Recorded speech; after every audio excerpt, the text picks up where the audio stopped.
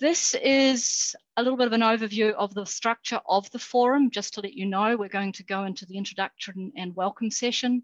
Session 1, presentation from myself and Detlef in session 2 to tell you about the WCRP. Session 3, we have 4 invited speakers from the Southeast Asia region to give their perspectives on information priorities and needs, or climate science and information priorities and needs, and Anastasia will chair that session. And then we have a discussion and Q&A session that Kendra will chair, and then I will come back for the discussion right at the end. So I hope you can stay the whole 2 hours. So, as I've already said a few times, my name's Helen Cleugh. I am the Vice Chair of the WCRP Joint Scientific Committee. It really is great to see you all here today. We've got 160 of you have successfully logged in. That's fantastic. But I am now going to hand over to the Chair of the Joint Scientific Committee, Professor Detlef Stammer, to provide a formal welcome. Over to you, Detlef. Thank you very much, Helen, and a very warm welcome also from my side. And I'm really proud to see so many people online. The number is still going up. It's actually now 150, excluding the panel. That's actually already a wonderful success. I personally would like to really welcome you all to this Climate Research Forum. It is a one in South Asia, and so there are maybe a couple of things you might wonder, or one should say. First of all, what is a WCRP Climate Research Forum? We basically are, as you might know, are in the process of revising WCRP. A new strategic plan was written. We are now in the process of actually implementing this new strategic plan. Really looking at all the elements of WCRP, revising the science goals, really getting ready to tackle the challenges ahead of us. And what we in fact intend with these climate research fora is to interact with communities more on a regional basis, to in fact inform communities on a regional basis, but also to listen to these communities and get the input. And so for us, these research fora are very important mechanisms to inform you, to also hear from you, and to interest those of you who had not been so much trained in WCRP. That can be the mid-career, that can be early career scientists, that can go through all the different communities, including stakeholders or funders, to really convince you about the importance of WCRP's research for the next decades to come. And so this is the primary reason why we have this. We are going around the world, and so this one is the Research Forum for Southeastern Asia, indicating to you that there will be others. There had been already others, and in that sense, I'm really looking forward to see the discussion here today in Southeastern Asia, but also to hear from you from Southeastern Asia, really about your ideas, your concern about things WCRP might want to address in the future that we hadn't really thought about. And in that sense, I would like to turn over to Helen, but before I do so, I really also would like to thank the organizers. That is Helen, and that is in fact the regional focus group that really did a wonderful job in bringing this together here today for the Southeastern Asian region. And with that, I wish you all a great success for the next 2 hours, and back to Helen. Thank you very much, Detlef. And Detlef has nicely described what the purpose of these forums are. It's really, as he said, our way of engaging with our community, and the best way to do that, we felt, was to go around the regions. We want to describe our strategic plan, as Detlef said, but it's also a chance to showcase some of the most pressing science needs that there are, and particularly the science that's important for you as users of the research or contributors to the research, whichever, or you might sit in both of those things. It's a way of us engaging with you, and through these consultations, we're really keen to hear from you, to think about how the role that the WCRP can play in shaping the climate science that is needed around the world, and to strengthen the relevance of that science, as well as strengthen our research community and indeed our leadership. I also want to make some special thank yous. We organise these by forming a team of regional focal points, and the regional focal points for Southeast Asia are Kendra, Fredolin and Anna, and they have really basically designed the forum today. So I really want to thank them, and they'll all play a role in today's forum. And we've been supported by the Secretariat from the WCRP and one of our project officers, the CORA project office, who have done all of the planning and running for today's forum. So a big thank you to them as well. Now, as I mentioned in the technical slide, we're using Slido, and if you're like me, you might not have used Slido before. So before we get into the real content, we're going to introduce Slido and give you a chance to use it with an icebreaker question. But just a reminder that we're using Zoom chat for discussion, Zoom Q&A for questions, and you'll hear when there are periods for when we will take your questions. And we'll aim to take as many as we can, but invariably we run short of time. We record them all, and if there are key questions, we will follow up with an FAQ or similar. But right now we want to give you a chance to practice your Slido skills. So if you could head over to your Slido application, have it launched, and we're going to answer an icebreaker question. Great, so everybody started, that's fantastic. So this is a really interesting question. Does a word cloud of where everybody is joining from. And one of the interesting things about these regional forums or climate research forums is, although we've decided to go around the different regions around the world for the reasons that Detlef has already mentioned, and also means we can do it in a time zone friendly way, it doesn't mean that people from elsewhere can't join. And we always find that we get a really broad distribution of people joining these, which is really great. So Philippines is very popular, but Indonesia, Singapore, Malaysia are also increasing as well. So keep entering in that information. We'll be keeping track of all of this. It's really useful for us as we synthesize what we've got out of this forum to have this information about where you are from. So that's great. We've got, and that's not me because I'm not in Melbourne, Australia. So we've got somebody else from Australia joining. We've got people from Pakistan, people from, just looking for the furthest away place. We've got people from India and Japan, as well as quite a lot from Southeast Asia as well. So we'll go to the next question, which is also really important to us, which is, have you ever heard of us? One of our reasons for wanting to do these forums is that we've realized over the last year or so, as we've been developing our new strategy, that we're not always very well known. So it's useful to us to know, have people heard of us? And if not, then that tells us something as well. So thanks for answering your questions into that one as well. Those are the only two questions that we're going to ask of you right now, but we will come back after the next session with some more questions. So hopefully you've all got used to using Slido.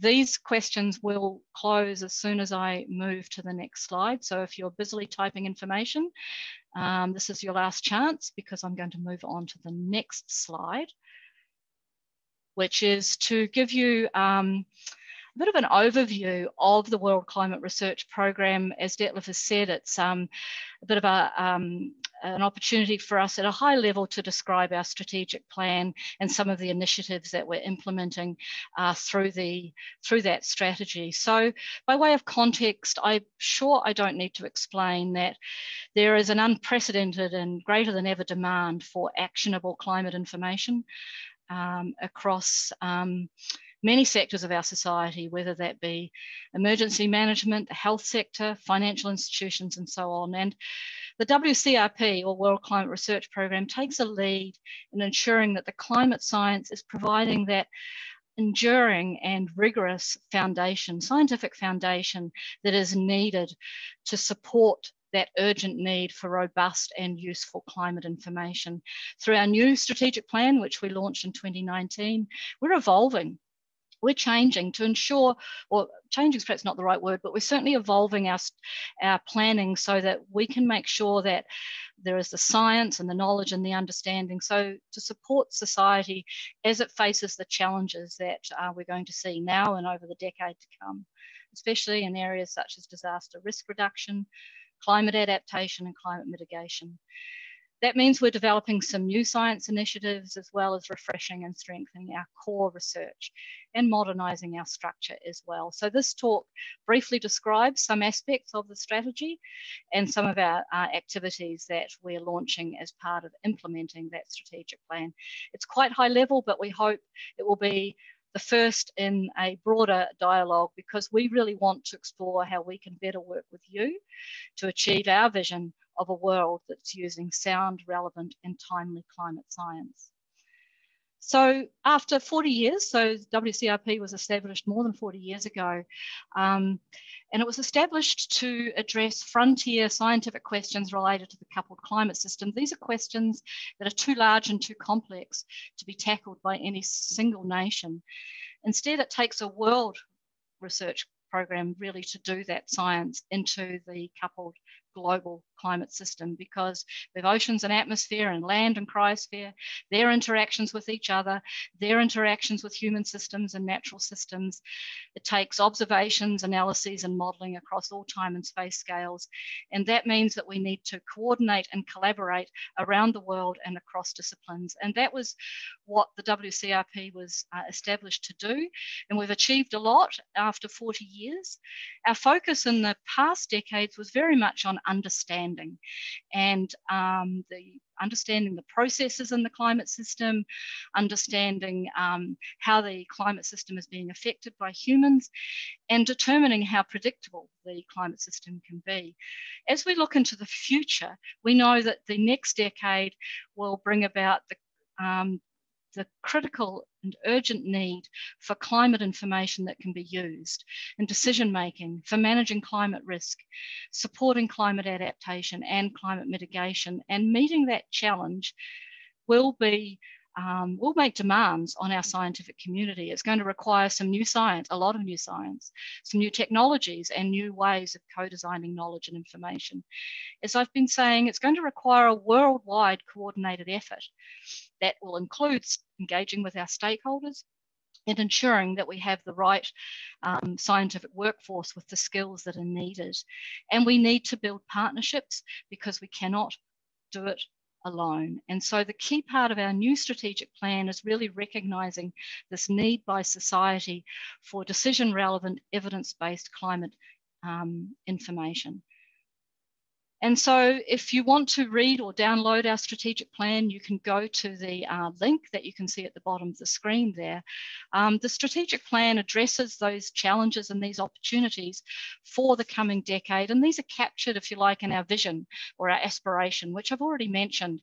It's a world that's using our climate science as a basis for ensuring a more resilient present and a sustainable future. Our strategic plan also clarifies our mission. We aren't a funding program. We're here to coordinate and facilitate international climate science around the world. If you want to learn more about our strategic plan, or if you'd like to watch a movie that describes our history and our plan, then head on to that link that you can see there after this forum, and you can see that and watch that. This slide captures, or the schematic captures, our strategy kind of on a page. And on the right-hand side are our 4 scientific objectives. The first 3 there are probably what you would expect to see under a World Climate Research Program. Indeed, these are the things, these are the goals that underpinned what we've been doing for the last 40 years. Understanding the climate system, improving our ability to predict the near-term evolution of the climate system, refining our ability to anticipate future trajectories of the climate system and any change in that climate system through modelling the long-term response. But the 4th scientific objective reflects this evolution of WCRP. It's about integrating natural and social sciences to build a bridge between climate science and society. At the very core of the WCRP are understanding, observing, modelling and collaborating, and that's why they're in the centre of the circle that you can see there. They are at the core of our program. This depends critically on infrastructure. whether that be for our observations and modelling, it's for our sharing of data, managing data, and supporting our communication and outreach. We must connect with the wider science community and stakeholders, and so we must be building partnerships. And we recognise the need to address capacity building and education needs. And throughout everything we do, engagement and communication are a priority. So we launched our new strategic plan in 2019, and since then we've been very focused on implementing that plan, that strategy, especially identifying and prioritising the research that's needed in the coming decades so that we can achieve the outcomes that we've identified. And as part of that, we've developed a series of what we're calling lighthouse activities. So this is in addition to our core research. And these new lighthouse activities will support and even accelerate this priority research that we've identified. So here are the 5 lighthouse activities that we're developing this year. As I said, they're designed to advance some of the new science and technologies and even institutional frameworks if needed that we need to better manage climate risk and meet society's urgent need for robust and actionable climate information. These might be major experiments, they might be high visibility projects, or they might be infrastructure building blocks. They're intended to be exciting, ambitious, forward-looking, and externally facing. In other words, addressing the needs of society. To do this, they need to draw on all of the WCRP's core science and technical capabilities and our strategic partnerships. Now, as I've indicated, these lighthouses are still being developed. This slide here provides a thumbnail description of each of those 5. And I'm going to run through these quite quickly. If you go to the link that you see there, you'll find a 2-page description and some more detail about these lighthouse activities. So explaining and predicting Earth system change is all about building an integrated capability so that we can observe, explain, provide early warning and a prediction of Earth system change, both on a global spatial scale, but also regionally, and with a focus on the near term. My climate risk is really about ensuring that we're providing the information that's meaningful for managing climate risk at local and regional scales. It's starting from the decision context, and it's about developing a new framework to ensure that the information that's provided is meaningful. Safe landing climates looks at those routes to climate-safe landing spaces for not just human, but also natural systems over very long timescales, multi-decadal, centennial, even millennial. To do that, we must connect climate and Earth system science with socioeconomic sciences. It's in this lighthouse that we might be able to explore pathways from here into the future to achieve the Sustainable Development Goals. Digital Earths is more of a cross-cutting and technology lighthouse activity. It's about building digital and dynamic representations of the Earth system by combining models and observations so that we can explore past, present, and possible futures of the Earth system. And you can imagine that actually the other lighthouses might draw on such a capability for their goals. The Academy is also cross-cutting, but in the sense that it's going to draw on the expertise that sits across WCRP. And the Academy is all about the training needs for our future climate scientists, but actually also users of climate science. So looking at those requirements and what the enabling mechanisms need to be. It will work with all the WCRP activities, as well as established climate providers. So that's a thumbnail sketch of all of the lighthouse activities. The status of these at the moment is that they're under development in terms of their science plan. Those draft science plans will be done by the end of next month for consideration by the WCRP leadership. And then they will be the basis for a broader consultation throughout this year. This consultation is important because we want to strengthen and enhance the diversity of the community that we're engaging with. Whether that's the research community that's going to contribute to these lighthouses, or maybe it's people who are going to use the research that it delivers. We recognise the need to co-design some of the activities with key partners, so we need to engage with those key partners and get input from our stakeholders. And we want to make sure that we've got strong linkages with the other WCRP core research.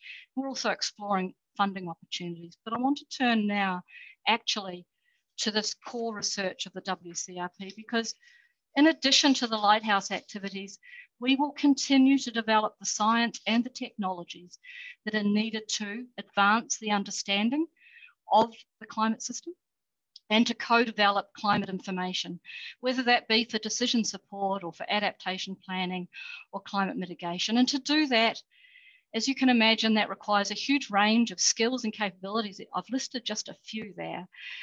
The WCRP has fostered and developed these capabilities and the research communities that sit behind them over many, many decades. And we're committed to ensuring that we support these capabilities and developing them and nurturing them into the future. They are the very foundation of the climate system science that's supported and coordinated by WCRP. Organisationally, they have existed as a series of core projects, working groups, panels and advisory councils. We are simplifying our structure so that it better supports our strategy, but also is a little bit more agile and accessible. And so I want to quickly just explain to you some of these core elements of the WCRP that sit alongside our lighthouses. So these are our ongoing 4 core projects that have been in existence for many decades across CLIVAR, which is our climate notion, variability, predictability and change. As you can imagine, this core project, very important for developing our predictive capability, for understanding the way that climate change is working, given oceans take up more than 90% of the extra energy. So a core project around oceans is critically important for understanding climate variability and change. GWEX is all about observing and understanding and modelling the water cycles and energy budgets in the Earth's atmosphere and at the surface, both regionally and globally. CLIC is about improving our understanding of the way the cryosphere interacts with the global climate system. This is really important. For example, think about some of the tipping points that we have ahead of us if we have the results from large-scale changes in our cryosphere. And then we have SPARK, which is exploring the role of the atmosphere, so both the troposphere and stratosphere, in driving climate variability. It's important for our ability to predict climate, but it also includes not just atmospheric dynamics, but also atmospheric chemistry. Now, this quick explanation does not do justice to all the great research that sits inside all these 4 ongoing core projects and the linkages between them. They don't sit in isolation. So I encourage you to go and look at their web pages to learn more about what it is that they're actually doing. Now, as I said, these have provided the very foundational climate science that WCRP has been doing for many, many decades and are core to our success. Looking forward, as part of our implementing our strategy, we've decided to introduce and design 2 new core projects. The first is around Earth System Modelling and Observations, or ESMO, and that will unite and strengthen the work that we're already doing in the working group on coupled modelling. Many of you will be familiar with CMIP, which is sponsored, if you like, by the Working Group on Coupled Modelling. We have other working groups and councils. They will come in under this new core project, who will focus on the science and technologies for modelling, observations, and importantly, the fusion of models and data together. So that's under design at the moment. And the second new core project will be the Regional Information for Societies core project, which will provide the science and capability needed to provide societally relevant climate information for regions.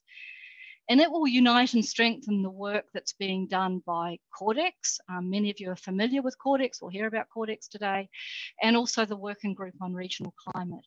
But as well as strengthening that work, these new core projects will provide a focus and vision for the coming decades of the work that's important.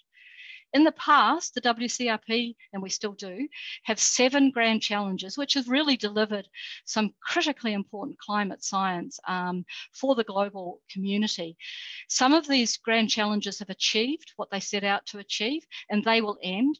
Others haven't finished yet, and so their science will transition into these other elements. And we will be celebrating the achievements and acknowledging their achievements in a variety of ways over the coming year. So this slide is a structural slide, and I put it up here so you can see how it all fits together. As I've said, we have refreshed and simplified our structure somewhat, and this is to capture that.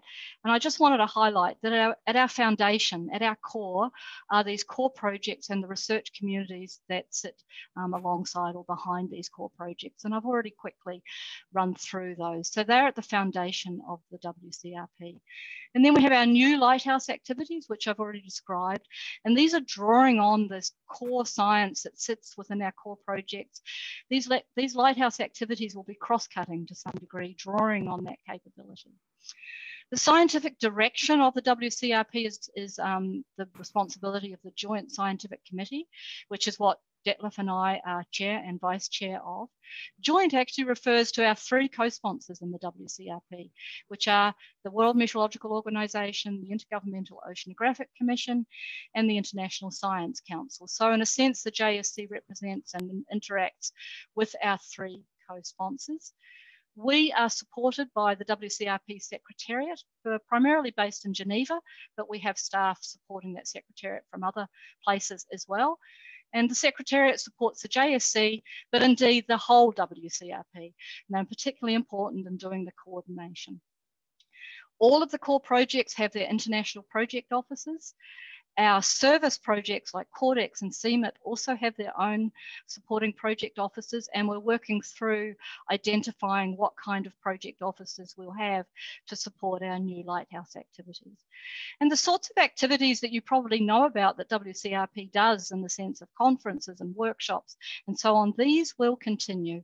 And often these are done jointly between core projects or between core projects and the Lighthouse activities. In terms of the timeline of this transition to the new WCRP, we call this a soft transition, which really means that we're moving into the new WCRP before all these new elements are fully developed. So in 2020, we were doing a lot of consultation. We've now approved these new elements, these new core projects and the new lighthouses, and they're all being designed as we speak. And the older elements that are transitioning out are developing their transition plans. And we're working hard so that towards the middle and latter half of this year, our new structure will be in place. And our goal is to launch the fully fledged WCRP at our Open Science Conference in the first half of 2023. And just a shout out about that conference, if you're interested, you can go and look on our website to learn more. It's going to be a really exciting conference in early 2023. So the new WCRP is already in place. We're designing some of its elements as we speak, and we will fully launch it in 2023. So that's the end of this high level presentation. And I just want to finish by reiterating the importance of collaboration and partnerships. We really do want to work more closely with whether it's our co-sponsors and partners and the national agencies to ensure that we are developing the climate science to support the knowledge and information that you need. It's going to require the best minds across all of the physical climate sciences and social sciences and beyond. It means engaging with those different disciplines, but also importantly, engaging with the early career researchers, because they are our next generation of scientists and leaders. And it's important that we build strong partnerships. That requires us to improve the diversity of our community. And that's one of the reasons we're having these forums, to explore ways to better and more effectively engage with you. So that's the end of that presentation. I've gone a bit long. So we're now going to go straight to, so head over to Slido, because we've got some questions for you about what you've heard. Now, I know that was quite quick and you're probably still thinking about what you've heard, but as you're thinking, we'd like to hear what your gut reaction, if you like, is to what you've heard about our future goals for addressing climate information needs. And we should start to see those results coming in. So that's looking very interesting. We've got a lot of support out there for what we're doing. That's great. I'm going to go to the next question in a very short moment. I'm just waiting to make sure people have had a chance to put their information in. Okay, this survey will stay open even while I go to the next slide, so you can keep entering that information. So the next question is, do you think lighthouse activities are addressing critical science? And I don't know is just fine, because I realized that I had to give you a fairly high level picture. So, but that's also extremely interesting. And I want to see what the next question has elicited from you, which is about, if you've said no to that one, what we might do. So let me, just don't want to go too fast. Let's go to the next one. Okay. Be great if we could focus on practical issues. Okay, that's a really good one, whoever put that comment in. This is where I think my climate risk, I know I couldn't go into detail about it, but it does really want to think about, you know, what does the information needs at that very applied and at that very local or regional scale? What are the decisions context that people are needing information in? And they're talking about developing regional labs. Labs aren't physical infrastructure. They're sort of like communities of practice so that they can test out their risk assessment framework. So it might be something that we can look into with that. Developing an interface for those designing marine protected areas. So one of the things that's important for the WCRP is that we work closely with our allied programs, for example, Future Earth and some of the IOC who might be doing work on coastal regions, but we do have strong coastal focus in some of our work, so that's an interesting one too. Okay, I don't know if I can go backwards. No, it doesn't look like I can. I probably should hand over to the next because I'm just conscious of the time. So I think that's the last question for this survey. Someone will tell me if I've got that wrong. So thank you for engaging with those questions. So when I go to the next slide, this survey, these set of questions will close. So I'm just filling in a little bit of time to enable you to type in that last information. So now we go to the third session, and this is where I hand over actually to Anna. And I should just say, sorry, before I go to Anna, if you had questions to me about WCRP's Our Climate Future, enter them into the Q&A box. And when we get to session 4, Kendra will have synthesized some of those questions and she can ask them of me then. So now we will go, I'll hand over to Anna, who will introduce the speakers for session 3. So I'm going to stop sharing my screen and hand over to Anna. Okay, thanks, Helen. Yeah, hello everybody. My name is Anna. I'm from Indonesia. So I will chair this session this afternoon in Indonesia. So we have 4 speakers for this session, and all the speakers will highlight how the climate science priorities and opportunities for collaboration in the Southeast Asia region. We have 4 speakers: Professor Fredolin Tangang from Malaysia, Dr. Ardhasena Sopaheluwakan from Indonesia, and 2 speakers from Philippines, Dr. Jessica Dato-Bersila and Professor Rodelasco. So for our speaker, we only have about 12 minutes to talk.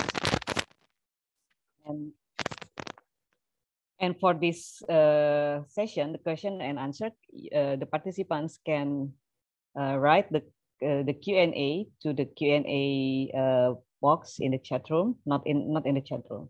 So for the first speaker, I will please to Professor Fredolin Tangang to give the talk. Professor Fredolin Tangang is the chairperson of the Department of Earth Science and Environment, the National University of Malaysia, and he also served as the CORDEX Southeast Asia coordinator. So please, Professor Fredolin. Thank you, Dr. Anna. Let me share my screen.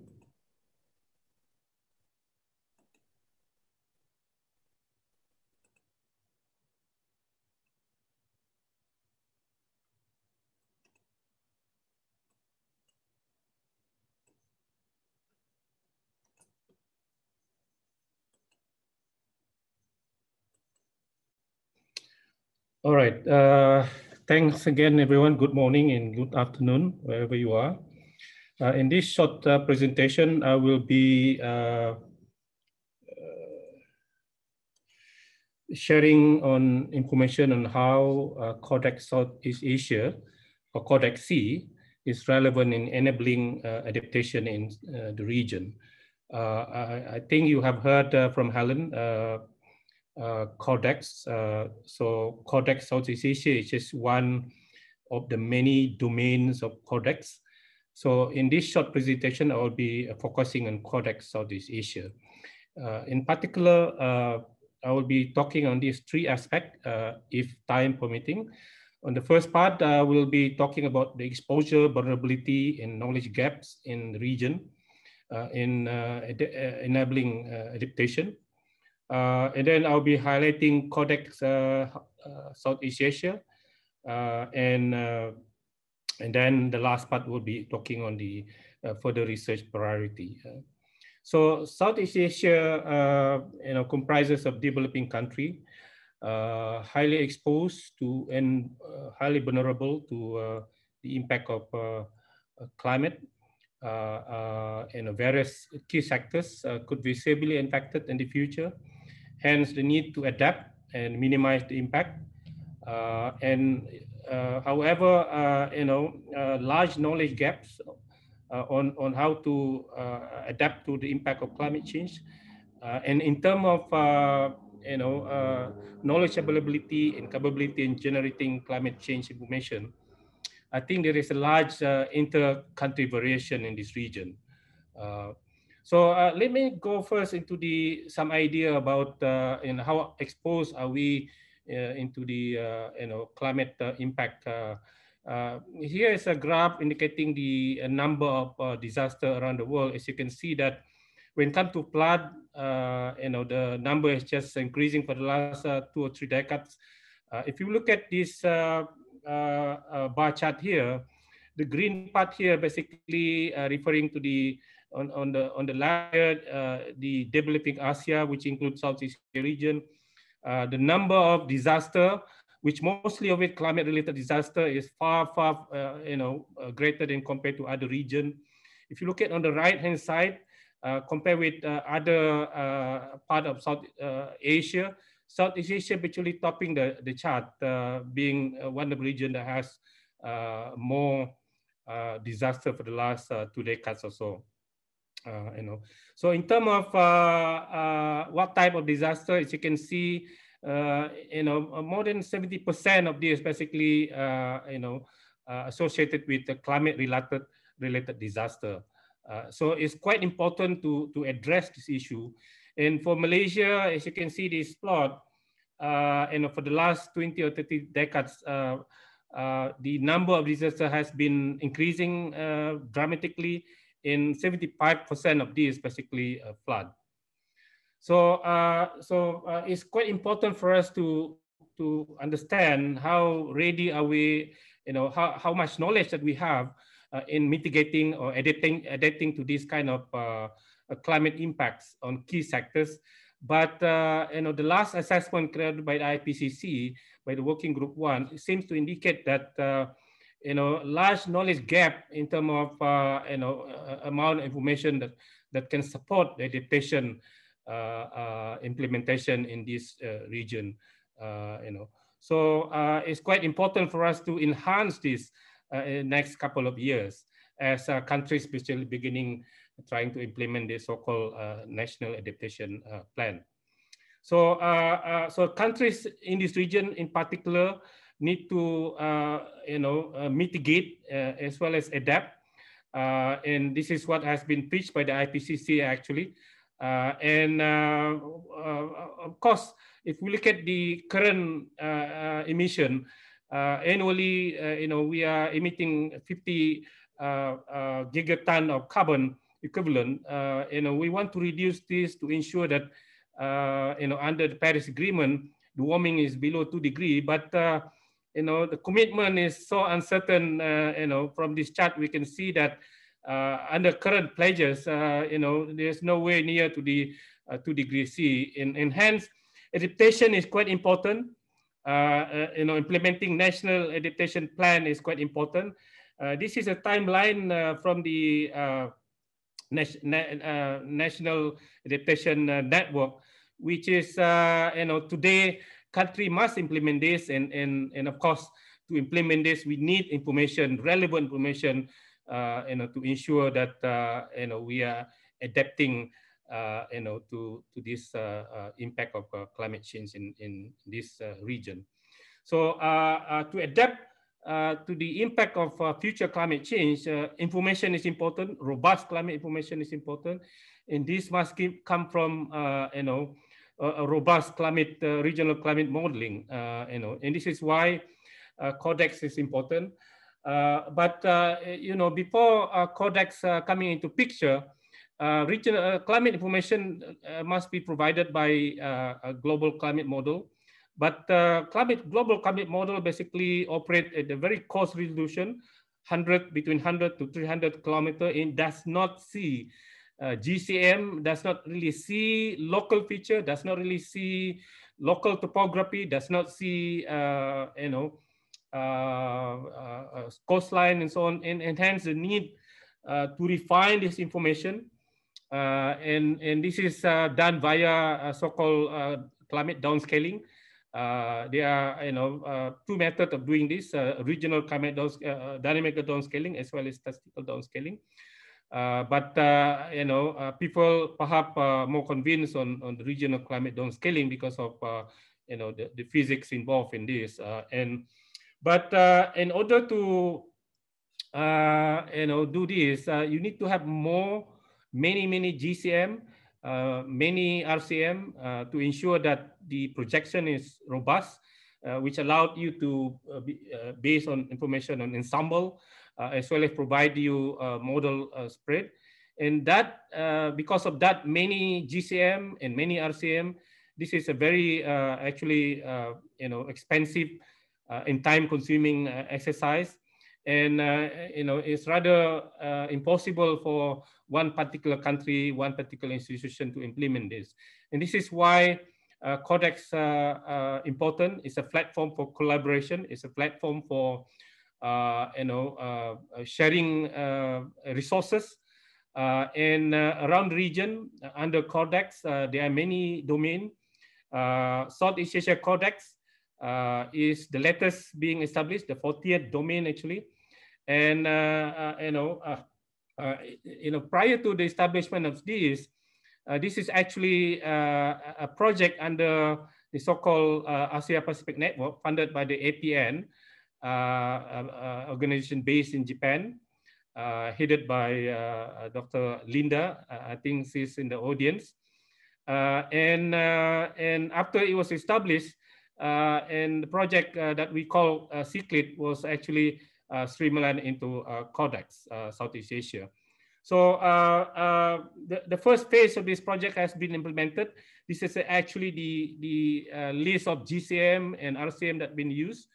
The number of GCM and number of RCM that we use basically not that many compared to those in Europe, those in North America. But this is the first time that we had this kind of exercise involving multimodal GCM, multi-RCM, basically. So it's a very significant development in the region. And out of those things, we perhaps made the progress in terms of enhancing our scientific understanding. We published quite a number of papers, and some of these already been cited in the coming IPCC report. So this is a two key important publication that we had. I would like to highlight some of the results here. In terms of increase of temperature in this region, kind of uniform, throughout the region. But this is not the case for rainfall. There are notable variation among regions when it comes to rainfall. Here I'm highlighting two seasons, boreal winter as well as boreal summer. In the boreal winter, as you can see that the main changes there, increased rainfall over Indochina, while in the boreal summer, a tendency for drying over maritime continent especially the Indonesian region. As you can see here, in terms of the time series for the rest of the century, in the maritime continent, the degree of changes toward the negative, meaning that the region is trying to get drier. We also, published a very important paper in terms of extremes rainfall changes significantly in terms of the intensity, in terms of the duration, and as well as intensity. Particularly, if you look at the dryness indicated by the so-called index of consecutive dry days. If you look at the these two seasons, June, July, August, and September, October, November, over the maritime continents, you can see that even by middle of the century, which is around when the temperature reaching 2 degrees above pre-industrial, so you can see a significant increase of dryness over Indonesian region. And this kind of dryness actually comparable to what we experience during the current climate when El Nino occurs. But the intensity tend to be more and more in the future. And what is more important here is that if El Nino, it comes one in 3 to 4 years, but in the future, because of climate change, this is going to be annually, rather than following the El Nino time scale. So despite that progress, there's still many things that need to be done. We need to have the community involved. The next one, we will be downscaling the new round of GCM, the CMAP6 GCM. And we need to have more, modeling activities, improving the models, going into ultra high resolution, convective permitting scale, even perhaps, going into regional atmosphere couple model. All this basically can be done through CORDEX, so-called flagship project, which perhaps, we need the involvement from the community, But modeling climate alone is not the solution. We need the VI community, vulnerability impact adaptation community, to use the product from CORDEX and then translate this into impact, risk of impacts, and also towards the formulation of a robust policy action enabling the NAP policy within each of the countries in the region, basically. Already there is some activities going on. CORDEX is collaborating with Maize Future Earth, which is based on Beijing, in terms of creating this joint CORDEX and Maize program to encourage the use of climate projection into assessing the impact of climate change in key sectors. So there are many key sectors in this region perhaps will be affected by future climate change. We need to assess them. This is quite important for NAP in each country, and CORDEX Southeast Asia can be used in this basically. And of course, I just want to give you an example. This is what we are trying to do in Malaysia. I'm leading a project funded by the Ministry of Higher Education. We got this project for 2 million ringgit funding, which is basically using CORDEX product to assess the impact of extreme climate under global warming 1.5 and 2 degree on water balance, on health, and also socioeconomics in some part of Malaysia. So this is an example of a project that can draw the information from CORDEX simulation, basically. So to facilitate access of CORDEX data, we established the so-called Southeast Asia Regional Climate Change Information System, a data portal basically. This is located in Bangkok. And we launched this data portal in May 2018 at our university in Kuala Lumpur here by two prominent people.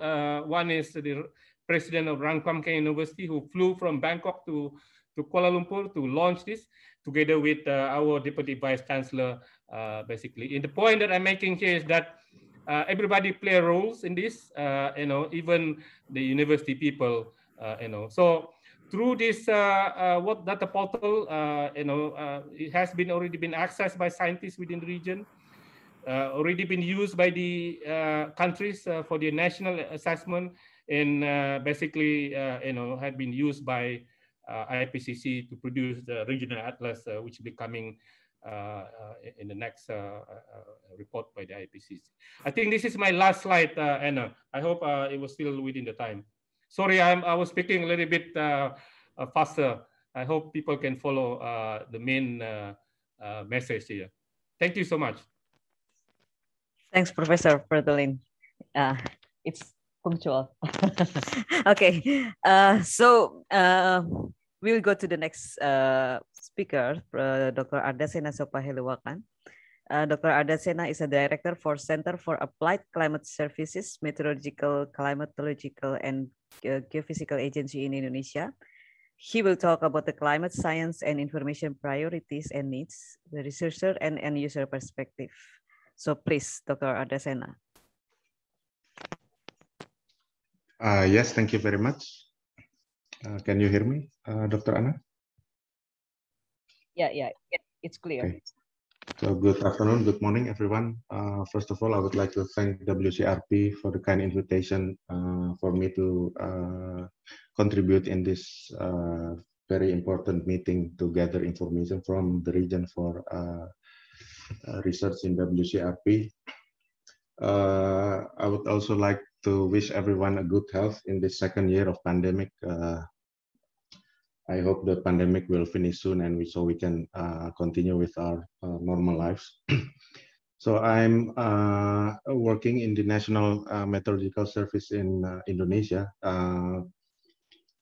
And I'm particularly interested in how to tailor research result, how to tailor climate products with forecast or projection for societal needs. So I will be standing somewhat in between the research community, but also to the adaptation community. As explained by Professor Tangang just earlier, Southeast Asia is, of course, very vulnerable to climate variability and climate change. I do not want to repeat this importance again, but we know that this climate change phenomena, but also the climate variability, have caused severe impacts on various socioeconomic sectors. So we need a quick adaptation and mitigation using whatever research results that we have, and also what climate information we have. Quoting the publication made by the UNSCAP from Bangkok, here is a kind of results showing how the region is progressing in terms of the Sustainable Development Goals. Specifically number 13 in terms of climate action, it is not actually going quite well. It is suffering in its progress, but it is also suffering from insufficient data, and it is lacking very much compared to the desired target that the region would like to have actually in 2018. Also looking specifically at the SDG number 13, climate action, for the 5 sub-regions in the Asia Pacific, we can see that Southeast Asia is not the worst, but it's also underperforming with respect to the target. And I think research community, NGOs, meteorological services, and the community at large, and also the government need to expedite this climate action for the society to better cope with climate variability and climate change. So in BMKG, in the National Meteorological Services of Indonesia, we are in the recent years putting a lot of emphasis how we can better serve the climate sensitive sectors. Here we have identified a few of those important sectors. Some are sort of traditional sectors such as agriculture sector and also water resources, but there are also plenty of newly emerging, if I may say so, of climate sensitive sectors that actually really needed climate information for their adaptation and mitigation, such as tourism, renewable energy, infrastructure, health, forestry, etc. And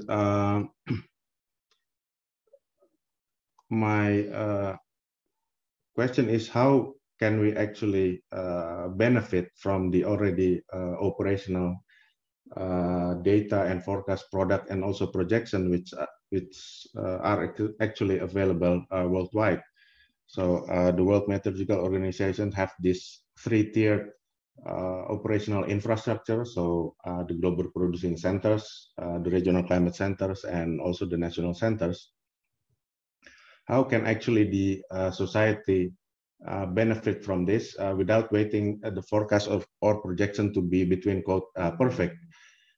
Can we use the available forecast data or products from these centers for a societal application or for sectoral adaptation to climate change and climate variability?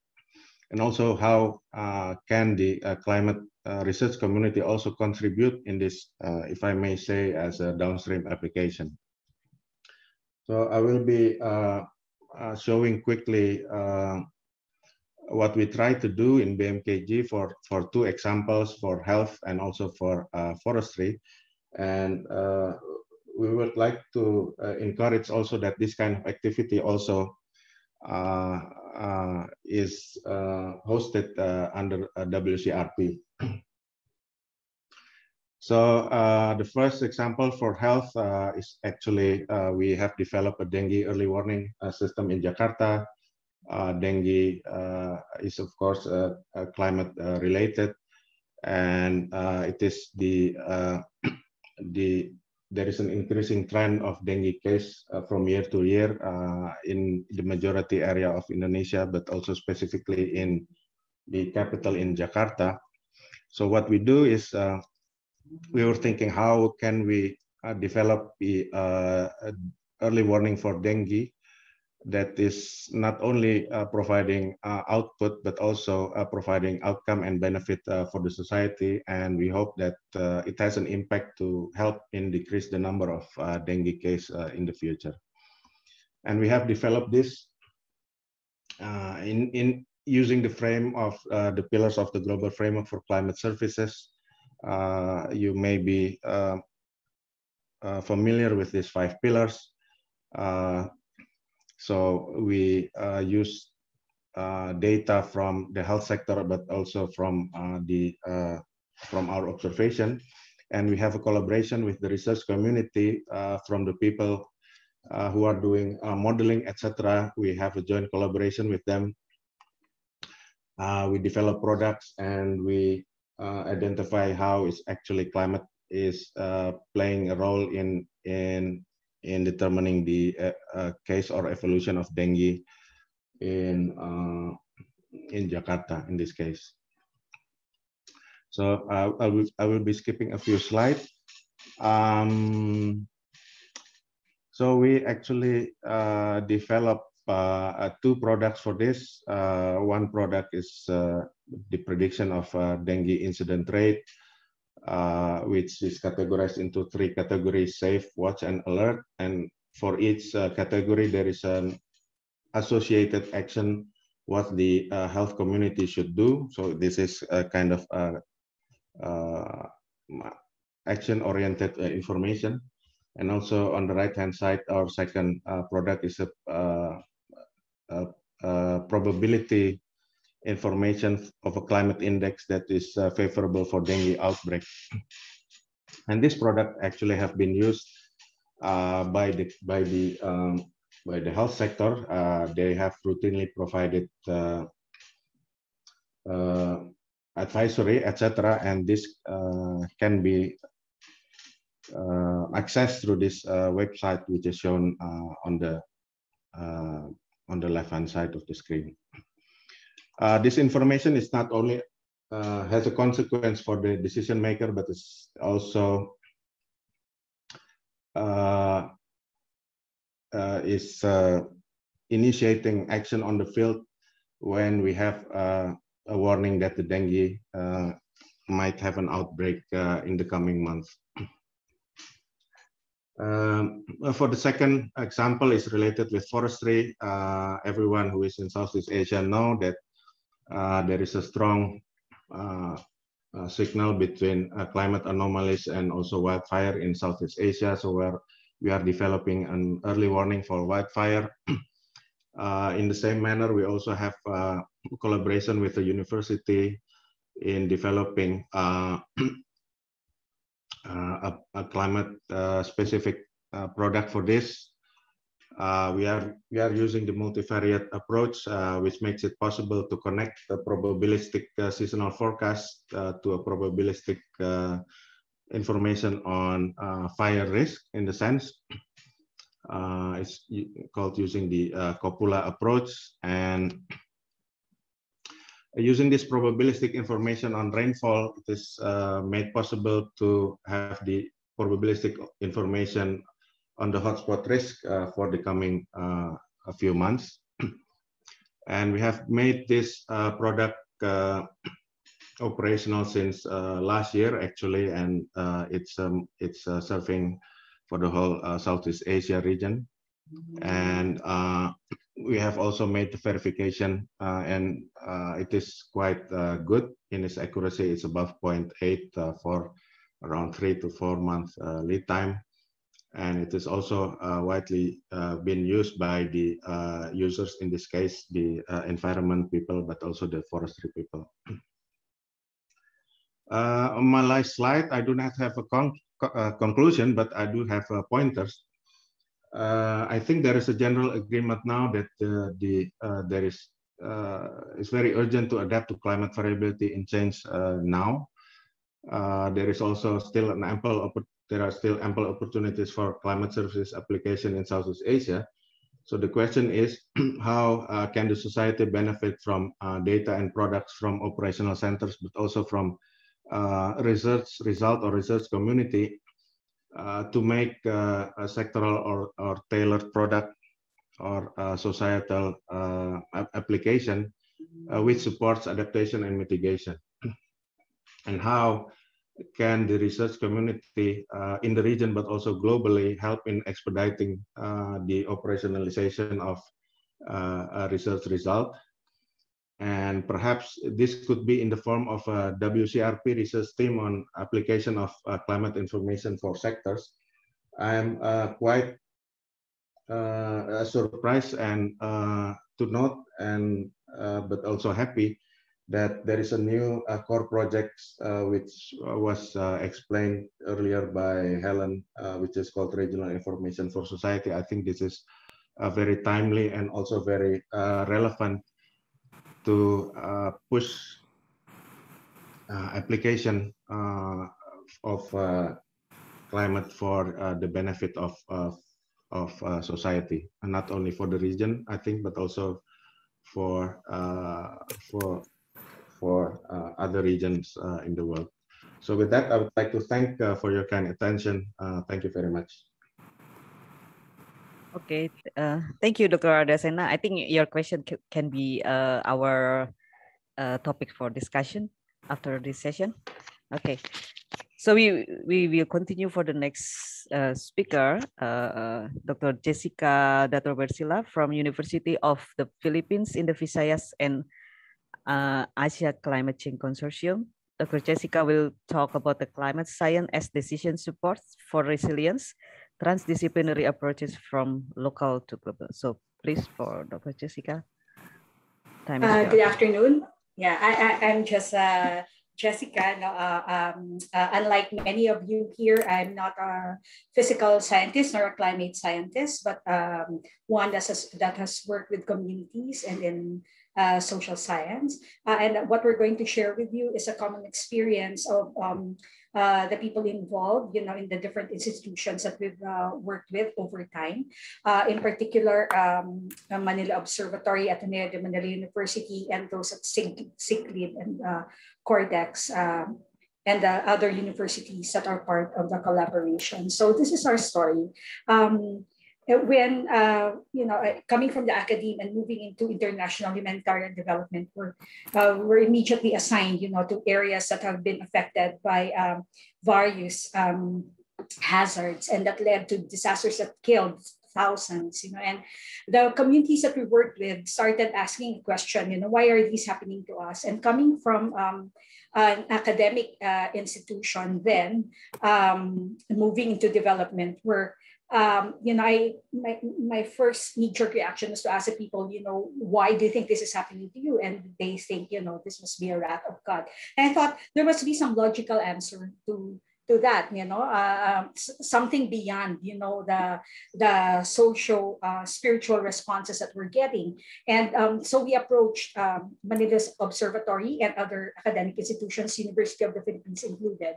And this led to a collaboration, between communities and universities and scientific institutions, where we appealed to these institutions to bring, disaster science in the service of vulnerable communities, and at the same time, the communities on the ground help informs the priorities of disaster science. Then that was early around 2006, and the climate change science and climate science was not yet very familiar to us, but we were then working already with, if you would see here now, that team from Manila Observatory and other scientific institutions. And that actually led to the development, of common strategies, that were informed by science to help address, the issues of climate, of climate hazards. Like, for example, just raising the level of awareness of why flooding happens and how can they actually help develop early warning systems. So, so you see the logo there of Manila Observatory at the time already enabling institutions now, or communities rather. And then, so from the community level, we knew that this was not just something that happened in one or two communities, but affected the whole archipelago. And so we had to bring the matter into the national decision-making platforms. And that's where we had to bring it, to the level of policy reform in the Philippines. But then we needed the scientists, to provide the science, as people working in communities. Of course, the legislators will listen to the appeals, to the cries, but it will not really mobilize them to move, except for if they're threatened by voting. But we believe that evidence, will allow them, to have a clear understanding of the issue. And so over a 3-year period, both climate change laws and disaster risk reduction and management laws were passed in the Philippines with the help of the climate scientists. When the SREX report came out, we began to develop an approach to enable climate science to inform planning and budgeting in the Philippines. But since we are not climate scientists ourselves, so we, having learned from the value of climate science for development planning, it became part of a toolkit that was developed, with in the collaboration of local government units, the civil society organizations, and of course, or institutions such as Manila Observatory. And please take note, of these inputs then. And then, the climate scientists informed us that we should not only think about climate current hazards, but also future, more importantly, extreme events or other climate-related hazards, so that we will be able to develop plans and actions that were responsive to the risks that we're facing. And so that became part of a toolkit that was developed for local government units. Now in Asia, at the regional level, we elevated the experiences of strengthening climate resilience to Southeast Asia and targeted that it become a part of the policy of the ASEAN. So in 2010, we specifically engaged ASEAN's ACDM, Climate and Disaster Management Committee, to ensure that they incorporate climate smart disaster risk management approaches, in the programs of the ASEAN, and encouraging collaboration between meteorological and scientific institutions and relevant stakeholders that will inform decision-making within the ASEAN. And so this became part of the advocacy, and in October of 2010, the ASEAN issued a joint statement, on the importance of climate and disaster risk management for the ASEAN. At the global level, just before 2015, we were very worried about the changing climate, and we were fortunate enough that we've met, IPCC scientists like Dr. Fredolin Tangang, Dr. Rosa Perez, and those at CORDEX and CICLID. And they gave us clarity, on what should be the call, that we should be making. So we took this all the way and played hardline, really, in our advocacy in Paris.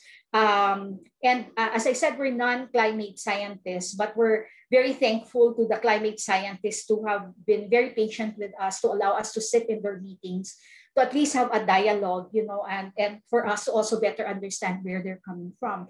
And this advocacy for keeping the temperature increase in 1.5 prevails to this day, and it caught the attention, of many decision makers, and this one, tweeted by the Executive Secretary of the UNFCCC, Patricia Espinosa, and this is in collaboration with the Asia Climate Change Consortium that have benefited a lot from years, of capacity building given by climate scientists in the region, with the likes of Dr. Fred Tangang and his team, and Dr. Gemma Narisma and those at the Manila Observatory as well. This also informed our current advocacies, to raise ambitions in the NDC, call for public financing, and make sure that there is really a commitment to resilience of communities, livelihoods, and ecosystems. And as you will see here in the page, we develop policy papers, but we always make sure that those policy papers are informed, by the science that has been shared with us by the climate scientists who have given their time to our capacity building. So where are we now in terms of using climate science as a decision support for resilience? In our country, in the Philippines, we have a rationalized planning system, and as part of our advocacy, which resulted in policies, all our plans and our plans, and budgets must actually mainstream climate and disaster resilience, and make sure that they undergo climate risk assessments. And so it has already been enshrined in our policies that climate disaster risk assessment is imperative in the planning and development process. And Dr. Kendra is part of one of the first scientists to also help push for that at the local level. Working with the scientists in Manila Observatory helped us unpack, the understanding of risk, and gave attention, for example, to while understanding the climate hazard, we have to understand its interaction with exposure and vulnerability, and how climate is changing the different assets that we have, and what we can possibly do before it reaches the stage of loss and damage. So this is an example on how it's done, and the team from Manila Observatory made use of their collaboration with CORDEX and CICLID to help allow access to downscale climate information to a city that's involved in the Coastal Cities at Risk initiative, and out of which the information given to us was used to develop a comprehensive land use plan. And allowed us, to give inputs on priority actions and measures to address, changes, impacts or resulting from changes in temperature, precipitation, sea level rise, flooding, etc., and how we can possibly avert loss and damage and enhance resilience. So this is now a policy document of that city.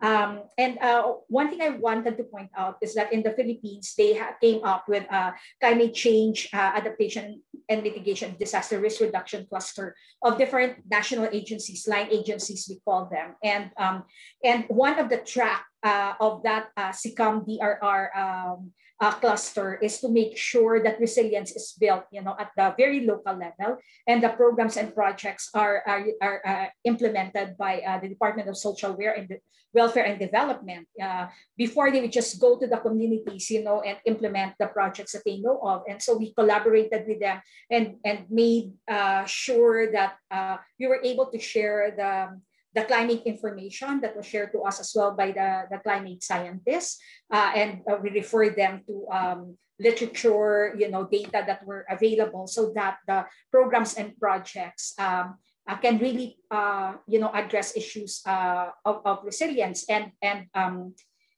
by the way, they spend billions of money from the national pot, for this, and it was worth the engagement with them. So what are the next steps for us? Now, we are an archipelago, but what we notice is that most of the climate information, even downscale climate information, were only on terrestrial areas. And we're hoping that climate science, also, include, projection scenarios, and climate information extends to coastal and marine ecosystems, which are still part of the governance domain of many local government units.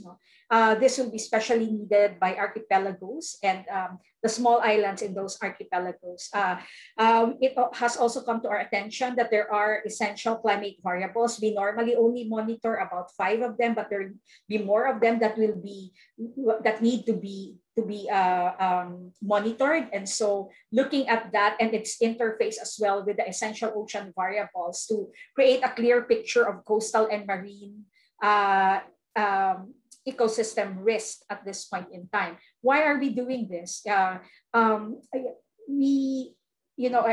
I said, why are we doing this? And it's really for the very purpose of enabling our communities to resist, absorb, accommodate, adapt to, and transform and recover. But one of the things that we actually discovered was there was a picture I showed earlier of an island, and in front of that island was rubble, and we thought that it was a man-made barrier against storm surges, and it was after Haiyan, and the boat captain told me that, oh no, that's not man-made. Those were corals surrounding the island that were destroyed by the island. And that island, that small island, lost 100% of its coral cover. But rehabilitation and recovery measures did not give due attention to ecosystem recovery. And so with that, we do hope that in the future, climate science also informs resilience of ecosystems and to ensure that they persist, they thrive, and they resist climate challenges, and really help propel communities to the pathway of our sustainable development goals. With that, I thank you and good afternoon.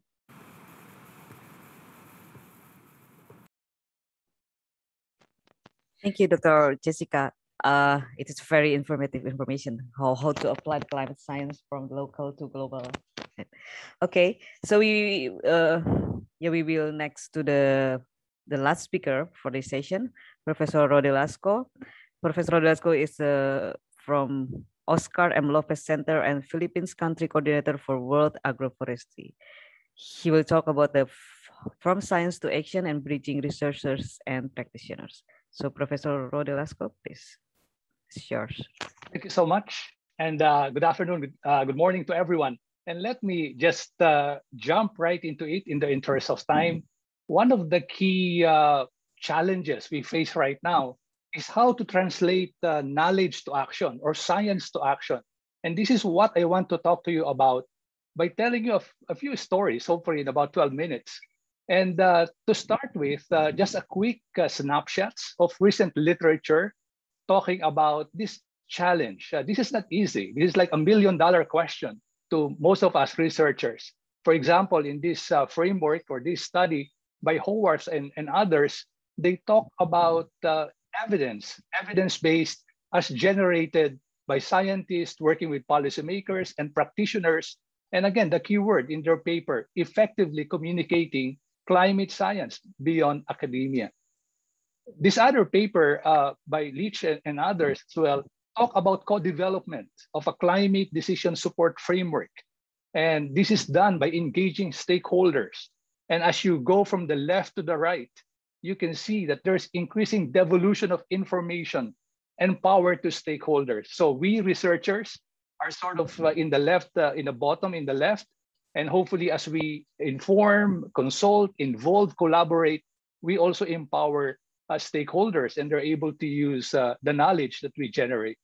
Richard Moss and others who, of course, are very familiar to a lot of you, talk about how experts' knowledge can be part of the whole cycle of project implementation. And this key point, I think here, is that in each of the steps from framing all the way to monitoring and reevaluating, there is a role for science and for science to inform policymaking.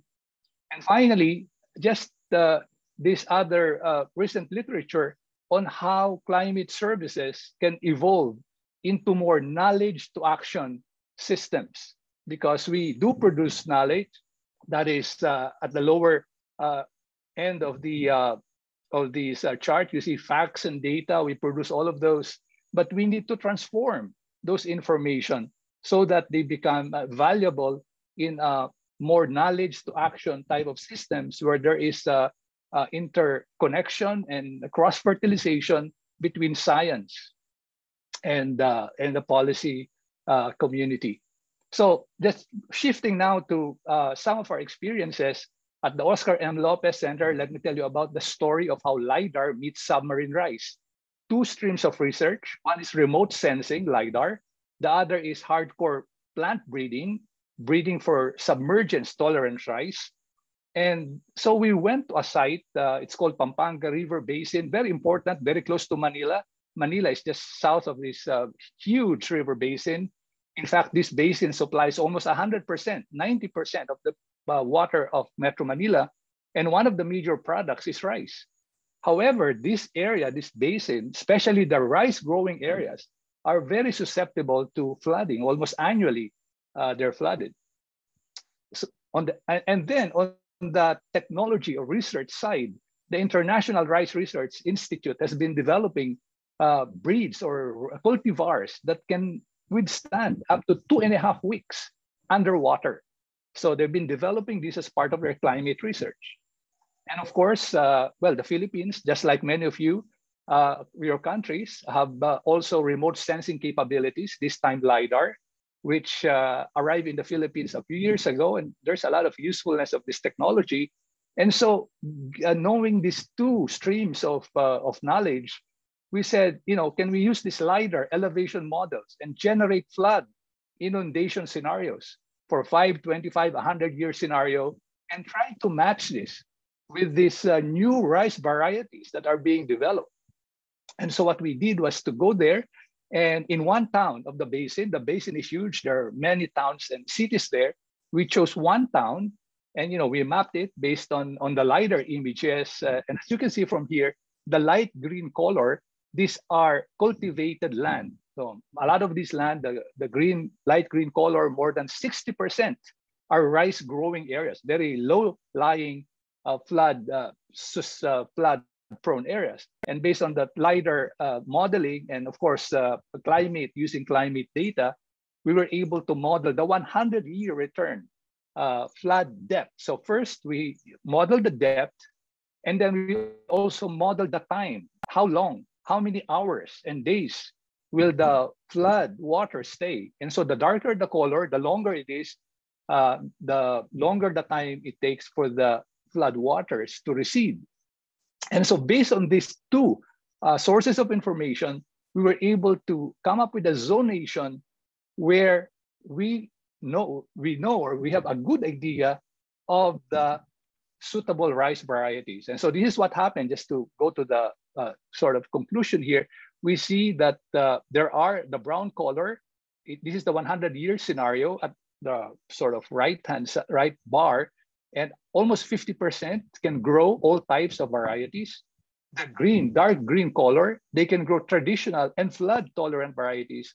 But the 20%, these are the areas that need really this flood tolerant, stagnant flooding, those submergence varieties of rice in the next 5, 25, and 100 years. So we were able to illustrate how climate science coming from two different streams can yield valuable information to decision makers.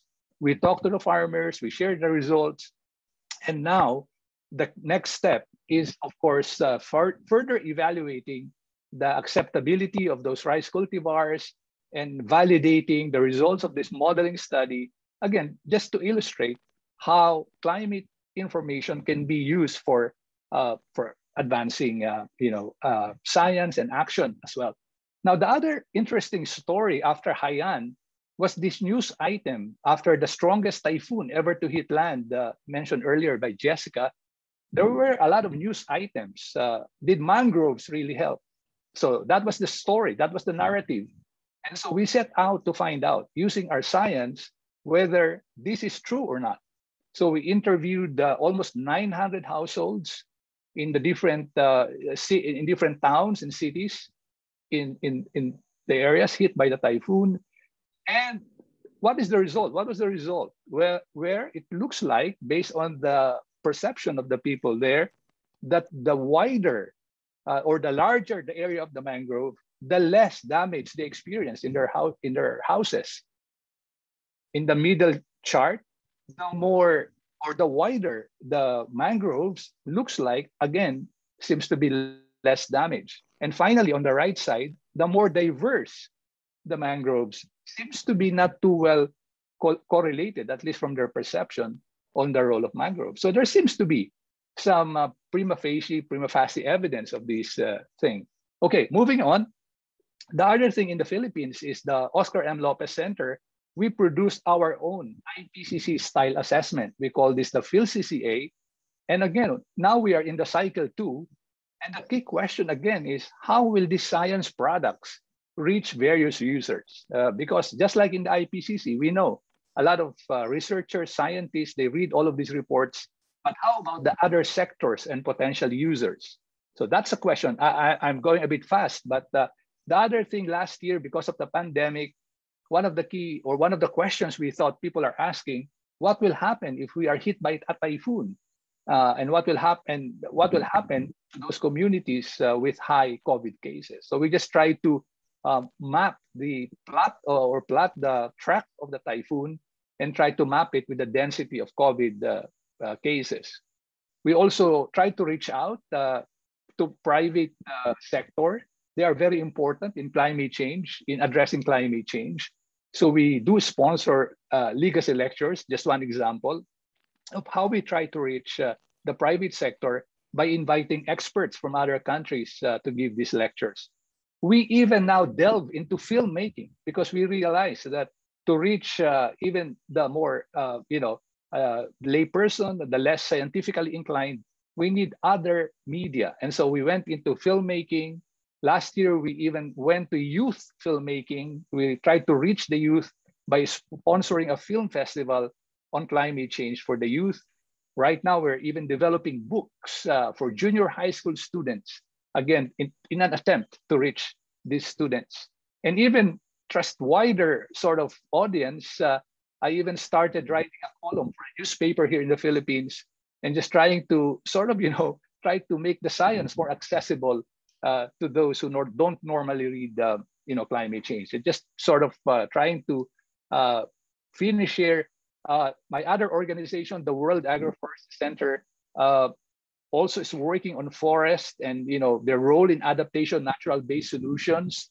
We're trying to rehabilitate upland areas, very fragile and vulnerable areas, using agroforestry, for example, in this project with the Department of Ministry of Environment and the Asian Development Bank.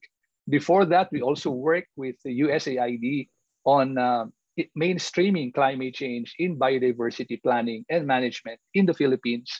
And each of the steps requiring infusion of science or research and enriching the process by the interaction of researchers with users. And so, we've experienced a lot of these stories, but I have so limited time. So just in closing, it is a challenge, still, I think, a very important challenge for research findings, to reach the varied users. We talk about co-production. That's one of the things we're doing, and other engagement approaches to help bridge that gap.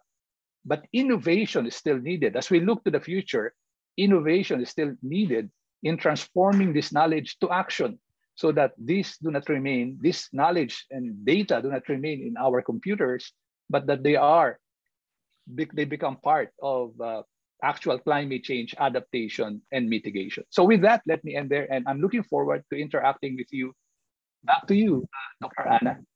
Thank you. Okay. Thank you, Professor Rodelaxco. It's just very wonderful presentations. Yeah, it's very informative. Okay, thank you. So, so now we are on the last session for the session 3. So we already done with all speakers. So for the question and answer, I think I see some question from the chat, and I will give the session 4 to Helen or Kendra, please. Yes, I'll provide a bridge over to Kendra. Thank you, Anna. And I'm just sharing my screen here with everybody. So we've just finished session 3. By way of a bridge, can I just thank our 4 speakers? Those were outstanding talks. It was so much information, really interesting. I really want to thank them for conveying such important and useful examples of the need for climate information in the region in such a short time. I'm really grateful. That was great. And I didn't do a very good job of introducing Anna, who did the chairing. I should have actually pointed out that Anna is one of our regional focal points for the Southeast Asian sub-region. She's worked closely with the WCRP for many years, mostly with CLIVAR, and she works in the Ministry of Marine Affairs and Fisheries in Jakarta. My apologies, Anna, for not doing a good job of introducing you, but thank you so much for chairing that session. And we're going to now move to the next session, which is where we can start to have a bit of a discussion. So I'm going to hand over now to Kendra, who hopefully her internet will hold up, to facilitate some questions emerging from session 3, possibly even session 2. And then we've got some Slido questions for you. And introducing Kendra, she's obviously well known to many of you. So Dr. Kendra Gatango-Gonzalez is from the Ateneo de Manila University, and she is the new director of their Institute of Sustainability, and she's also one of our regional focal points, helped design this program, and has been involved in various parts of the WCRP for quite a while. So Kendra, I'll hand over to you to do the questions. Thank you. Thank you very much, Helen. Thank you to our speakers again. We've actually had several questions already pop up in our Q&A box that have been addressed by our speakers. But in the time that we have, there are a few that I think would be beneficial if we could take them live. So first off, we have this interesting question that was originally raised to Professor Fredolin, but I think it would merit attention as well from the rest of our panel. It's on the science to policy communication, specifically what model, method, or approach you have already implemented or engaged with in order to communicate the science to government, other policymakers, and the public, and how effective have these methods been in your experience? I know Dr. Lasco has already shared some of his work with us, and perhaps we can hear from the other panelists.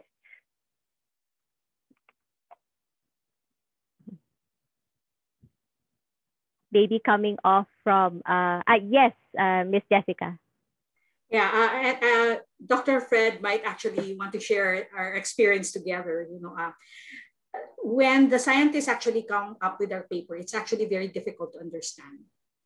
So we've especially for us who are non-climate scientists, but we requested, if this can be transformed in something like a science brief, even if it's not really on paper and on presentations, that we will understand, that would be very helpful. What are the salient points and the fine lines, and then out of which we actually help develop, a policy brief, so as not to compromise the scientists, they come up with the science brief, their own take on the science, and then we translate it in a form that policymakers will understand. A very clear experience of that would be on the aspirational 1.5 call that was made in Paris.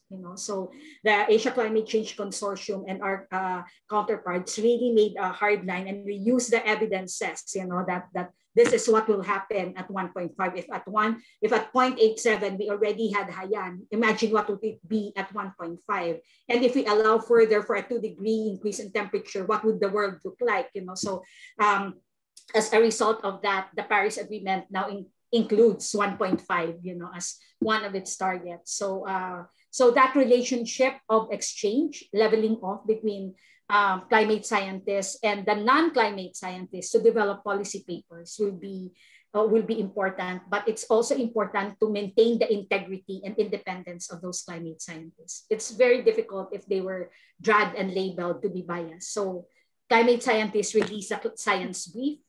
The policy advocates develop the policy briefs from there on. Hope that helped. Thanks. Thank you very much, Ms. Jessica. I believe the person who had asked this question, Shaukat Ali, has his hand up. Is there a follow-up question? No more. Okay. Thank you so much. So the reason why I bring this question forward to our panelists is precisely because, as Helen shared, WCRP is coming up with a new home, the Regional Information for Society, and one of the building blocks is dialogue with society. So it would be helpful to hear your thoughts on this. How about you, Dr. Lasco? Have you had any feedback on the initiatives that you've tried with the newspaper columns, the video, the youth video forum, and so on? Yeah, well, so far it's very encouraging. For example, for the field CCA, there was one question about it. We've seen it being used by researchers, even donors preparing projects for the Philippines. And in our interaction with the media, even for me, it's an eye-opener. And I really appreciate more these various media and avenues for sharing our research findings. And we are trying to be innovative in sharing these findings, Kendra. So yeah, thanks. So far, so good. Thank you. And Dr. Sena, you also would like to share something on this topic? Yes, maybe just some complementary comments to those just made previously. I think it's not only from science to policy to operation, but also I think the other way around is important, that the science and policy people also understand what the public needs. And sometimes because generally the sectors of the public does not really use the same language as we do as scientists or policymakers, sometimes we do not, or most of the time we do not directly understand what their needs are and what their priorities are. But I think if we can establish a forum not only regionally but also nationally but also sub-nationally. This is actually, I think, is an approach that we can use so that the society actually benefits from the activities that the researchers have, but also what the government have. I think it goes both ways, I think. Thank you. Thank you very much. The point well taken. The communication process always has to be two-way rather than a very linear or top-down one. So Dr. Sena had raised a point about knowing or getting to know what the challenges are and what the priorities and needs of the stakeholders are. And there have been a lot of questions and comments actually along those lines, raising some of those, mentioning some of those needs. For example, applications in agriculture, tourism, and even insurance. To this end, would any of our panelists or perhaps Helen like to comment on a bit more on WCRP's activities that might help, I think, with the VIA sector to address their priorities? So thank you, Kendra. Helen here. I'm happy to give an answer, but I'm going to give my fellow speakers the first option to answer that, and then I'll come in after them. Would any of our speakers like to say any more on that point? Professor Fred, there were several questions, which I know you've answered already through the chat box, but might be useful also to hear in terms of how CORDEX products can be used in the vulnerability impacts and adaptation sector. Thank you, Kendra. Yes, I think I have answered, one or two questions related to this. A CORDEX basically is a modeling, regional climate modeling activities, where at the end of the day, model output will be available in the future. This can be thought as a more refined information from the global model into a particular region, which now resolve some of the complexity at the local scale. But it's still climate information. It's still a climate, in terms of how rainfall will be changing, how temperature will be changing, and so on. So in order for that kind of information, to be useful, for translating that into risk assessment, the VIA community, the Vulnerability Impact Adaptation Committee, need to use this information to translate that, how changes in rainfall during this particular period, for example, would be affecting certain sectors, water resources, health, whatever, agriculture, and so on. So people within CORDEX might not be able to do that because people involved in CORDEX, basically climatologists, modelers, they don't really, but yet, data from CORDEX, output from CORDEX is a basis for scientists from VIA community, whatever model they use. For example, if you're talking about water resources, they might be using hydrology model. For agriculture, they might be using I know rice is using DSAT model and translating climate information into yield, and many others, basically. So, so changes in the climate variable can be translated into changes in the whatever sector that important So by then, risk can be evaluated. So this is not the work by one particular community. It has to be, this is why I said in one of the slides that I have, although currently this kind of data is available through the website, through the portal, unless it is being used, unless it is used by that community and translate that into how climate change will be affecting certain or key sectors in the future in this region, I think we will be missing some of the opportunity. If we scan the literature, there's still not much of translation of CORDEX data in this region into that kind of research. Yesterday, I saw one, which is a group in Vietnam together with some people from scientists from Japan, where they use CORDEX data in looking at how written periods of rainfall over a city in Vietnam, and how this going to affect the, of course, extreme.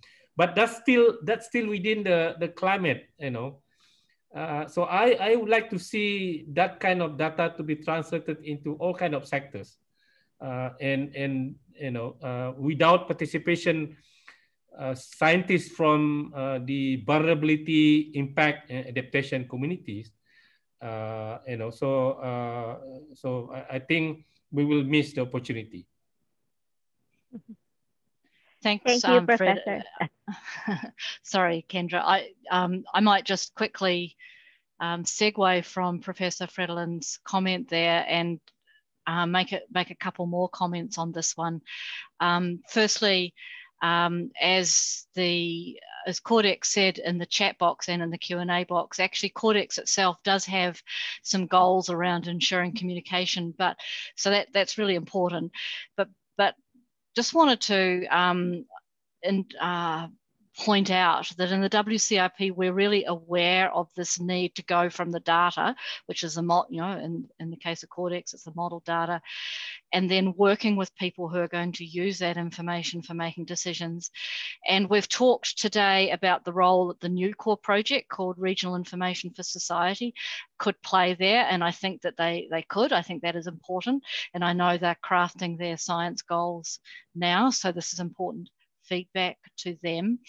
But I also wanted to mention this lighthouse that's called My Climate Risk, because it's purposefully aspiring to not necessarily start in a linear way with, oh, here's our model data and here are our observations and how can we use those to help decision makers make decisions. They're starting with the decision context. And this is where it could be helpful for these different sectors that we've talked about today. That I think they're looking for case studies where they can be talking to the people who have to make the decisions and find out what their, we say in Australia, pain points are. What are the things that are issues for their sector? And then from that, think through, well, what is the critical information that they need from the climate information to help make those decisions. So I think that we've got several initiatives or activities across the WCRP that are working towards this point about trying to be better in the translation. And I think it's really good feedback for us to hear this need coming from this region, and some of the examples I enjoyed hearing. Well, it was good to hear about the health one from Sena, for example, earlier on. It's a good reminder to me about the critical importance about climate, seasonal climate, but also climate change on health. So some of these sectors that have this need and how we might, work more with communities in this region to think about how we can make our information more usable. I'll stop there. Sorry, over to you, Kendra. No, thank you. Thank you for all those inputs. And I'm sure all our participants are happy to hear of these new initiatives. Just mindful of the time, perhaps we can take two more, hopefully quick questions. The first is more on the science. So maybe this will go either to Dr. Sena or Dr. Tangang. The Southeast Asia seems like a region where the precipitation response to climate change is particularly uncertain, perhaps because of the strong role of ENSO. I am wondering if the approach to regional climate information that is used in mid-latitude countries where precipitation responses are more consistent between models does not necessarily translate to Southeast Asia. Would be curious to know how this uncertainty in precipitation changes is currently being dealt in the region. So maybe Dr. Sena or Professor Fred. Yes, Dr. Sena. Yes, there is actually a paper on this, actually co-written by Professor Tangang, that is explaining about this particular question, but also how his group identify kind of robust signal on how to deal with this uncertainty related with the broadening of the Hadley cell. So perhaps I would like to invite better Professor Tangang to address this question. Thanks. Thank you, Dr. Sena. Yes, ENSO El Nino Southern Oscillation was mentioned there, but ENSO is is also better known as one of the dominant mode of climate variability affecting the region. And of course, when we're talking about downscaling GCM for the climate simulation, we are actually scaling this GCM so that it has some kind of capability to simulate this kind of climate variability modes, especially ENSO. And this is exactly that we have done as far as CORDEX is concerned. One of the criteria is that it has the ability to simulate the mean climate, the monsoon, as well as the mode of variability, ENSO, MGO, as well as the Indian Ocean Dipole. But when you're talking about climate change in the future, and you are working on the ensemble and ensembling this over a period of 30 years, basically you are killing the signal of ENSO in other variability. What you see basically perhaps the respond to the emission scenario, and by averaging many models, basically you averaging the variability, interannual variability, as well as variability from the model. So that gives you fairly confidence that things like that I've shown in my slide, changes in rainfall over 30 years or so. That's perhaps a mean response, ensemble response from many models as a response to the climate change signal from the forcing. But you brought a point of important aspect here, because in reality, what you see is a combination of both climate change signal as well as the climate variability. If you look at the time series of temperature changes, there are times when it's higher, there are times it's lower, although the background is changing, increasing. So quite often that when it's high, it is associated with when El Nino is occurring.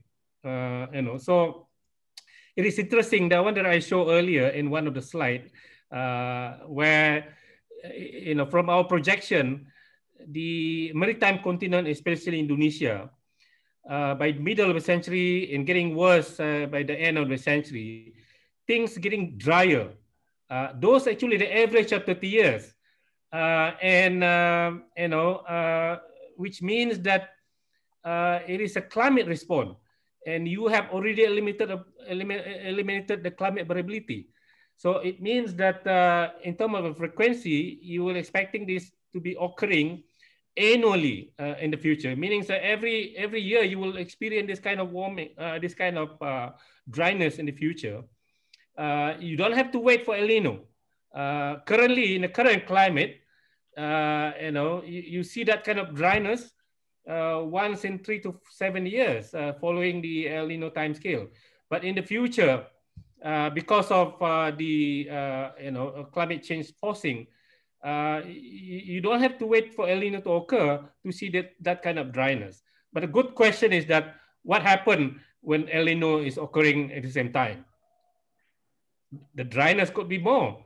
And in fact, one research by scientists from CSIRO Australia, Dr. Winju Chai, says that in the future period, warmer period, El Nino extreme El Nino like 1997, 98, 2016, 2015, 2016 will be more frequent in the future, basically, twice more frequent. Sorry, that could be the signal. Thank you, Professor Fredolin, and that's really sobering, sobering news, and it perhaps ties into what I was going to raise as a last comment, perhaps to close this Q&A, from one of our participants asking about the basic strategies of WCRP as an organization to mainstream the results of climate research in national and regional policy development.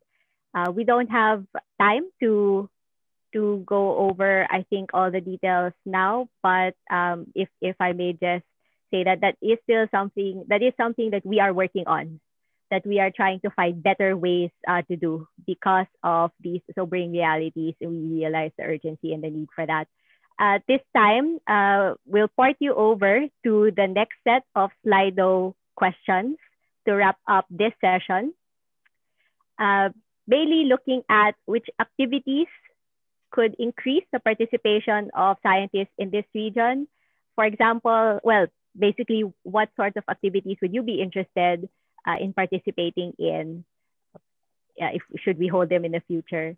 And either from the discussion today or from your own experience, what are one or two key areas where WCRP could help make a difference to the climate research in this region? So a few of you have already brought this up in your comments, having to do, for example, with communication and the mainstreaming into policy making, and in getting to know stakeholders' priorities.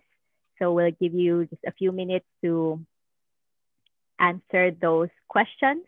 And in the meantime, I will turn you over to Helen for our last session. So thank you everyone for your participation in our question and answer. Thank you very much, Kendra, for chairing and moderating that session. It was a lot of rich content, and I know there were some questions we didn't get to. We've got a record of them, and we will try and follow up as best we can for those that didn't get answered. I'm just bringing up some of your answers to these surveys, but I'm conscious we've only got 5 minutes to go, so I will need to keep moving. But now, am I correct, Narelle or Amel, that if I click to the next slide, the survey will close, or can it stay open while I'm talking? It can stay open while you're talking. Okay, thank you, Narelle. So do keep entering that information in, but because I don't want to keep you too much longer, I will go to the next few slides, which is really to wrap up this forum. And as I said, it's been a really interesting discussion, and I thank all the speakers and all the participants for asking your thought-provoking questions. I guess before I go to the slide, actually, I just wanted to very quickly articulate what I heard, some of the key messages coming out of today.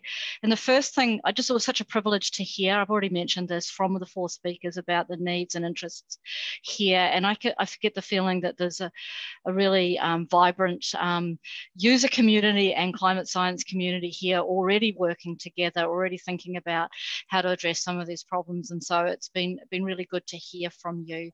I can see that CORDEX is playing an important role in Southeast Asia, so that's good for us to hear that, and I can see some applications for some of our new initiatives as well. And so we will, as I'll say in a couple of minutes, be looking for opportunities to follow up with you. As I've already mentioned, it was good to hear about some of the needs in the health sector, and cross and forestry. It was good to hear from Jessica about how important knowing about climate change and its implications, how that empowered you to take what you needed to take into the policy space and negotiating the Paris Agreement. Of course, that's what we want for our climate science. It was really exciting to hear your reflection on that. And from Riddell to hear about some case studies that he's involved in. So really useful information for us, and we are keen to think about how we might follow up with this region. And so that takes me to my next two slides, which is really about engaging with you. We do want to get your suggestions and feedback. There's one more survey after the one you're doing at the moment to get some more of that. And we have a follow-up after the actual forum where you can take a bit longer to give us your answers. And we're keen to continue to engage with you. I think that message has been made well and truly clear throughout this forum. We also just want to say thanks to all of those, whether they're sponsors or national agencies, who have supported WCRP so far, and we hope we can continue working with you into the future, both to coordinate and deliver the science you need, but also to be exploring what we can do together. So, this is really just to say we're here to support you as well, and let's look at follow up forums after this one to explore how we might do that. If I'd had another 5 minutes, I was just going to briefly showcase a couple of the Lighthouse activities. These are ones that are actively looking for some engagement from experts or end users. So this is the Explaining and Predicting Earth System Change, which I highlighted briefly earlier. And just to let you know that they are having a workshop. So if you're interested in that workshop, jump online to the WCRP website and you can learn more about explaining and predicting Earth system change. I didn't say in my quick thumbnail sketch that one of the key aspects of this lighthouse is actually all about attribution as well, so that we can understand whether the changes we're seeing, are they due to climate variability, are they due to climate change? So that's a very popular workshop. The My Climate Risk, and I know that one of the leads is in the audience today, Ted Shepherd, and I already mentioned how the approach that My Climate Risk is taking, which is, if you look at their goal there, taking starting from the decision context and looking at a case study approach, so that My Climate Risk are likely to perhaps get in touch with communities in this region as well. And if you're interested in following up, I'm sure that Ted or Regina wouldn't mind hearing from you. And the Academy I thought I'd mention as well, because they are keen to involve more people. They will be doing a stock take of training possibilities over the next little while, weeks to months. So keep an eye out for that. We'll let you know through our networks, and you might want to be part of that. If you're an organisation that does training, well, that stock take will look at gaps, and maybe you might be interested in filling that gap. But we're also looking for expertise from people who have worked with philanthropic donors and setting up non-profit organisations. So if you're interested in following up with the Academy, contact Narelle. Her email address is there, but she's also online for this call. So just to finish off then, I've already made this point, we're keen for your ideas. Obviously this has been kind of rushed, it's only 2 hours. What we're looking forward to is to think about how we could follow up this forum with something more specific. There's lots of ways that could be.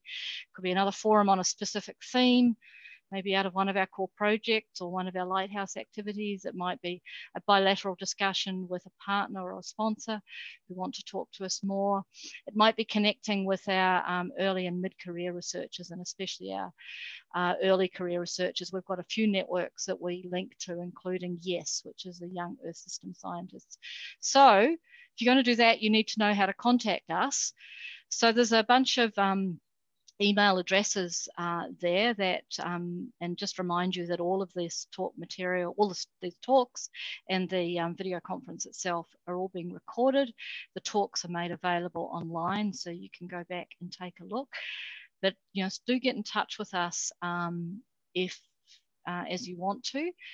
We will follow up with you probably tomorrow or the next day with a short survey. We've tried to keep it quite short.